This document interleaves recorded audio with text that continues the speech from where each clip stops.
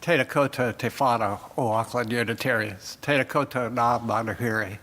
No mai, hire mai ki tēnei whānau karakia a te atua. Tēnā koutou, tēnā tātou katoa. Welcome. Welcome to this space made sacred over the last 115 years by Auckland Unitarians. It is said that ministers are here to comfort the afflicted, and afflict the comfortable. I say we're all afflicted and we are all comfortable.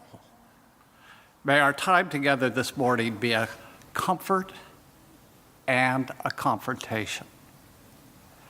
May we find peace in times of tumult. May we here invite tumult into lives of peace. May we here find calm in times of restlessness. May we here allow restlessness to evolve into action. Let this be the place you consider what you've never considered. Let this be the place you imagined for yourself something new and unthinkable. May this hour bring dreams of new ways of being in the world. Come, let us worship together. But first, we wish to welcome you if you are a guest or visitor, just passing through or looking for a spiritual home. Your decision to spend this morning with us not only honors us, but strengthens us as a community.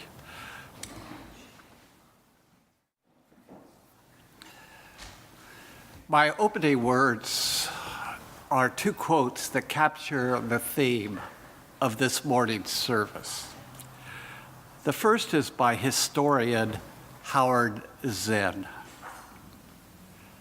Civil disobedience, as I put it to the audience, was not the problem, despite the warnings of some that it threatened social stability, that it led to anarchy. The greatest danger, I argued, was civil obedience, the submission of individual conscience to governmental authority. Such obedience led to the horrors we saw in totalitarian states, and in liberal states, it led to the public's acceptance of war whenever the so-called democratic government decided on it. In such a world, the rule of law maintains things as they are. Therefore, to begin the process of change, to stop a war, to establish justice, it may be necessary to break the law, to commit acts of civil disobedience, as Southern Black did, as anti-war protesters did. My second is a passage from Harriet Beecher Stowe's Uncle Tom's Cabin. Beware, the passage uses the N-word that I will try not to choke on. But now what? Why now comes my master, takes me right away from my work and my friends and all I like, and grinds me down into the very dirt. And why? Because he says, I forgot who I was. He says to teach me that I'm only a nigger after all. And last of all, he comes between me and my wife and says, I shall give her up and live with another woman. And all this your laws give him power to do in spite of God or man. Mr. Wilson, look at it. There isn't one of all these things that have broken the hearts of my mother and my sister and my wife and myself, but your laws allow and give every man power to do in Kentucky, and none can say to him, nay. Do you call these the laws of my country? Sir, I haven't any country, any more than I have any father, but I'm going to have one. I don't want anything of your country except to be let alone, to go peaceably out of it And when I get to Canada, where the laws will own me and protect me, that shall be my country, and its laws I will obey. But if any man tries to stop me, let him take care, for I am desperate. I'll fight for my liberty to the last breath I breathe. You say your fathers did it. If it was right for them, it's right for me.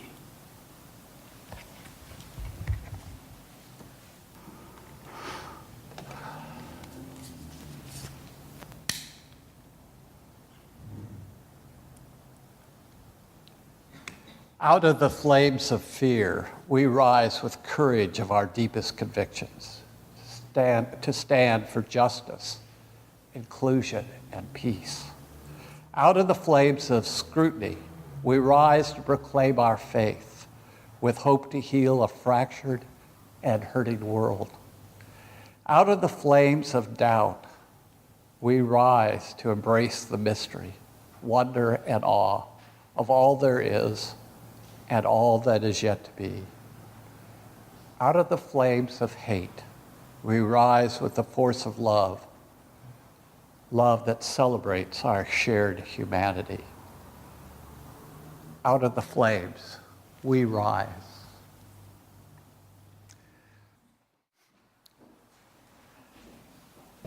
If you grew up in the 1950s America, as I did, you probably assumed certain things about the world. In particular, the system was fair. It never occurred to me that the system was rigged to reward my privilege of being born white, male, and middle class. My privilege blinded me to the fact that this wasn't true for everyone. Until I went to university, I only knew one black person my own age. We were in 4th grade together. Chester, who was the only black child in my school, was often sent to the naughty corner. Thank you. I never asked why he was sent there more than his white classmates by our teacher, who of course was white like all the teachers and administrators in my school. No one questioned that he deserved it since the teacher sent him there.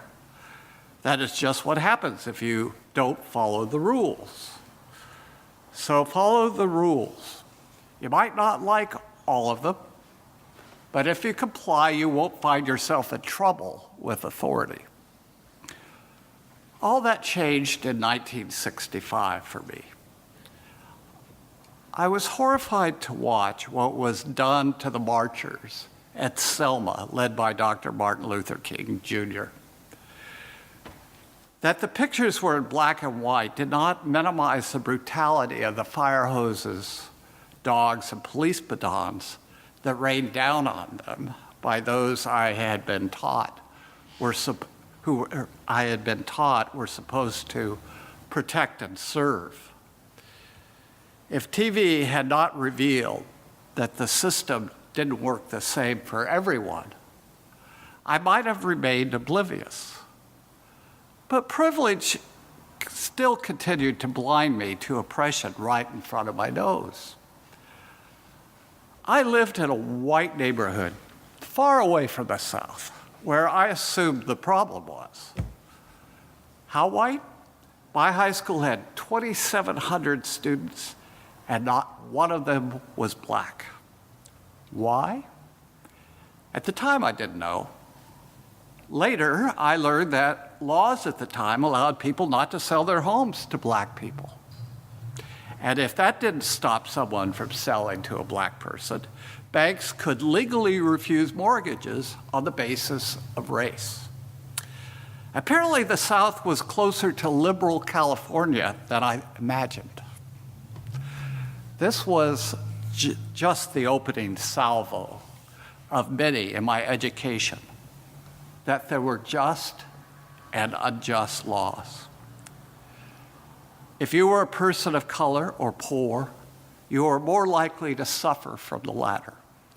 If you were white and privileged and outraged by this reality, it put an onus on you to decide what to do about it. Intellectually and from a distance, it was easy to condemn these laws. But in the moment, when it required a personal price, what was to be my response? I remember many who shared my discomfort, arguing that the Black community should not push so hard, and they certainly shouldn't be rioting in the cities. It only hurt their cause. Reform takes time, was the argument. Blacks were told by white people who didn't need to be patient. Over 100 years earlier, in his essay on civil disobedience, Henry David Thoreau had outlined our possible responses. Unjust laws exist. Shall we be content to obey them? Or shall we endeavor to amend them and obey them till we have succeeded? Or shall we transgress them at once? How do we decide? I would argue that should we break them, there must first be a moral imperative. The book of Exodus gives us an example that sounds like it could be a story in tomorrow's paper. There was a new king in Egypt, one who differed greatly from those who came before. This Pharaoh was especially worried about the country's resident aliens, the Israelites. And so Pharaoh did what national leaders have done from time immemorial. He gave a speech. He said to his people, look, these people, the children of Israel, are more numerous and stronger than we are.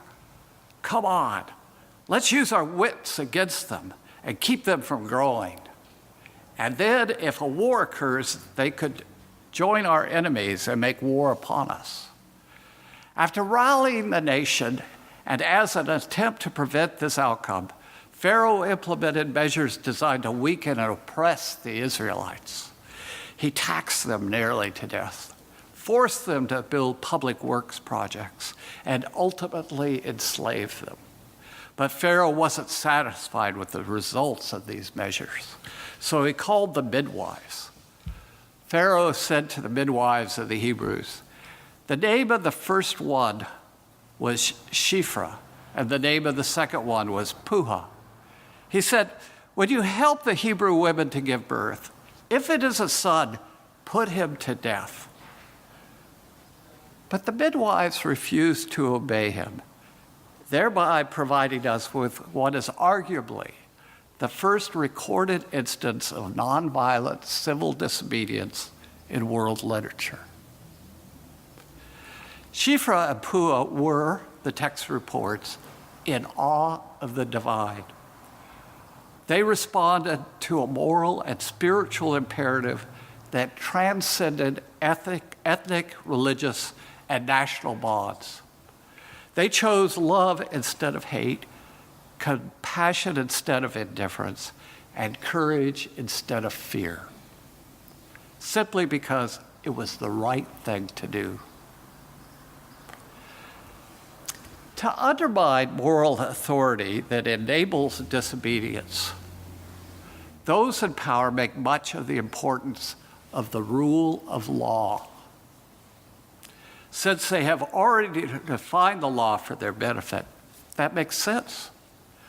We have heard a lot about that in the last week after Materia Touré, the co-leader of the Green Party, volunteered that years ago she had violated the rule of law. While a single parent on the domestic purposes benefit, she had not acknowledged to the state that she lived with flatmate, as to do so would have reduced her already meager benefit. This admission, which was made to expose cruel policies that punish the poor, has cost her any opportunity to be a cabinet minister, should she be part of a new government after September's election. This has not satisfied those in power who continue to demand she resign from Parliament. This is in contrast to Prime Minister Bill English's knowingly receiving a $32,000 housing allowance to which he wasn't entitled for living in his family's $1.2 million home. After it was made public, he eventually and reluctantly reimbursed the state. But there is no police investigation, as in Turier's case, or demand he resign from those who laud the rule of law. Augustine, Bishop of Hippo, had something to say about this in the 4th century. Augustine did not subscribe to any sort of divine right of rulers, nor did he believe that legislation or decrees should pass unquestioned. Unjust law is no law at all, he maintained. To Augustine, government was at its best a necessary evil that could only grow more evil the bigger it became. In his work, City of God, he questioned the legitimacy of government itself. He saw kingdoms no better than robbers, for they stole justice for their own benefit. They created laws that gave them power to act with impunity in their lust for greed. Augustine recounts a conversation between Alexander the Great and a pirate who had been seized to make his point. When Alexander asked the man about his hostile possession of the sea, the pirate retorted with bold pride, "What thou meanest by seizing the whole earth, but because I do it with a petty ship, I am called a robber, whilst thou who dost it with a great fleet are styled an emperor." Despite Augustine's distrust of government and the importance of the rule of law became foundational in Western law and politics, thanks to 13th century theologian Thomas Aquinas. However, what has been glossed over is that Aquinas argued there were 4 kinds of law. There is eternal law, which resides only in the mind of God and is unknowable to mere mortals. It is the highest form of law. Under that is divine law, which is made known in Scripture, but only to those who accept its authority. Under that is natural law, which is available to all. It refers to our rational capacity to discern general principles in the order of nature to enable us to flourish as a species in communities, given that by nature we are social animals. At the lowest level is human law. It is an interpretation of natural law in a specific context. In a just society, there is no conflict between human and natural law. If there is a conflict, natural law holds precedence for an informed conscience. No individual should obey a law that he or she believes to be unjust, because laws that violate reason are not laws, he maintained. Moreover, laws must have sufficient flexibility to be waived when necessary in the interests of the common good. According to Aquinas, it can be argued that Materia Turiae followed the rule of natural law, which invalidated an unjust human law. The policies of the state left her impoverished and unable to adequately care for her child unless she refused to obey them. Her decision to censure by acknowledging her past non-cooperation with human law was an attempt to change them so they were not in conflict with natural law. It was an act on the behalf of the increasing number of the poor reliant on a political system that does next to nothing to help change their circumstances, and in fact seems determined to impede their efforts. For instance, the present government has offered a modest increase in benefits, but then has made them more difficult to receive, striking many in need from the rolls, while giving tax breaks to its wealthier supporters. While conservative opinion writers have only scathing words for Materia, decrying her breach of the rule of law, Martin Luther King would applaud her efforts. On April 12, 1963, King sat in a jail cell in Birmingham, Alabama, for coordinating nonviolent actions against segregation. In an attempt to stop the civil rights movement in Alabama, Circuit Court Judge W.A. Jenkins issued a blanket injunction against parading, demonstrating, boycotting, trespassing, and picketing. Dr. King marched anyway and was arrested.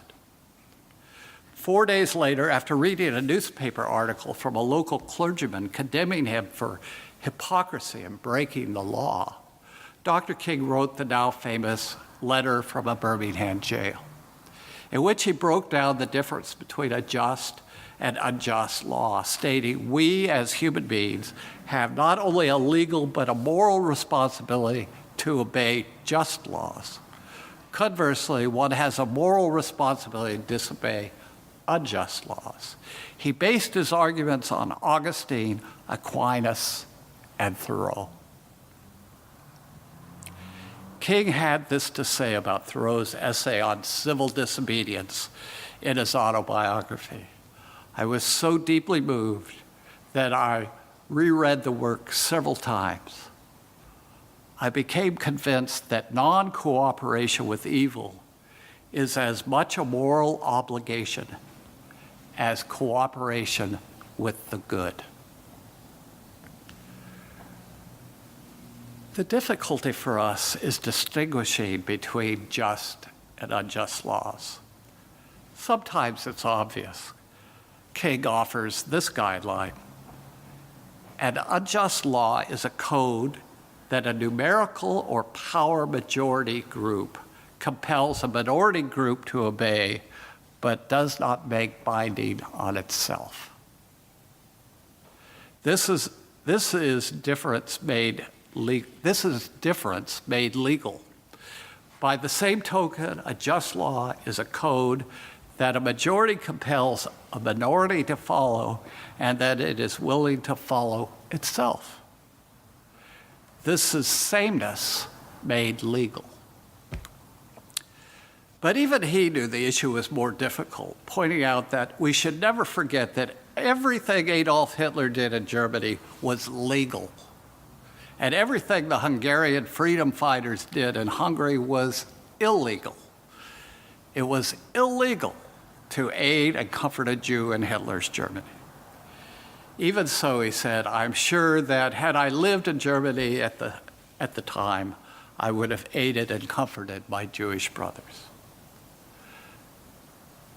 Relying on natural law does not have law libraries filled with man-made statutes and precedents to guide us.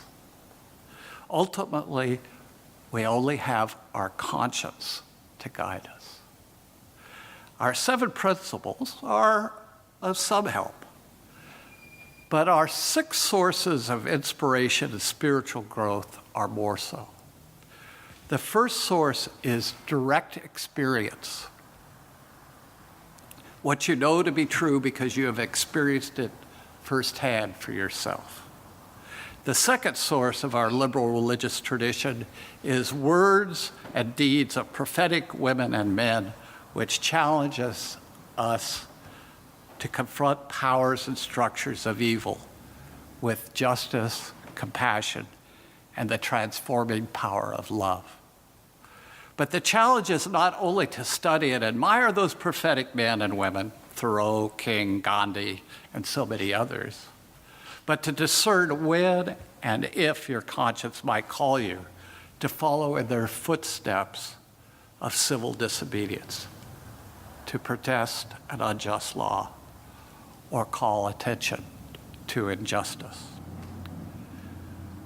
Addressing how difficult it can be for those of us who live relatively comfortable lives to choose civil disobedience.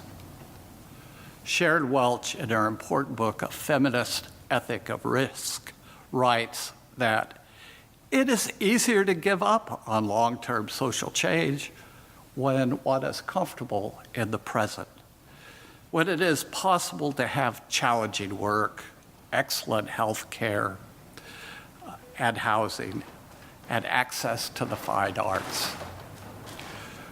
When the good life is present or within reach, it is tempting to despair of ever being in reach for others and resort merely to enjoying it for oneself and one's family.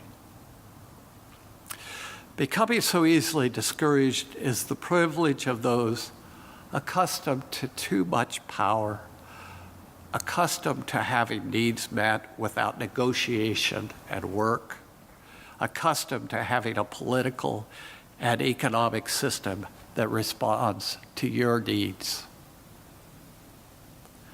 Ultimately, neither I or any other person can answer the question for you of if or when your conscience may call you to engage in an act of civil disobedience or obedience to a moral authority.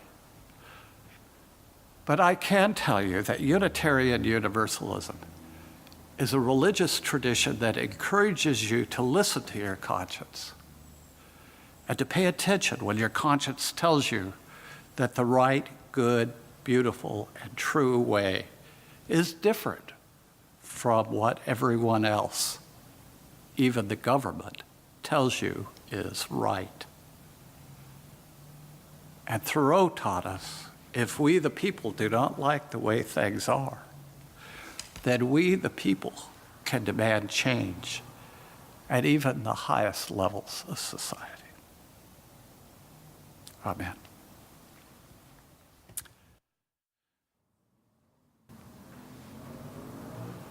For my closing words, when we can truly celebrate the diversity of contributions and talents offered by all people, we shall overcome hatred and prejudice and oppression. When we can truly extend our hands to one another in loving acceptance, we shall overcome the past that haunt us now.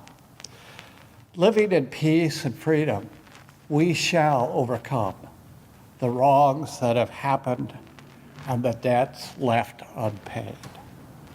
Let us join together in that commitment to overcome. Let us say together, Amen.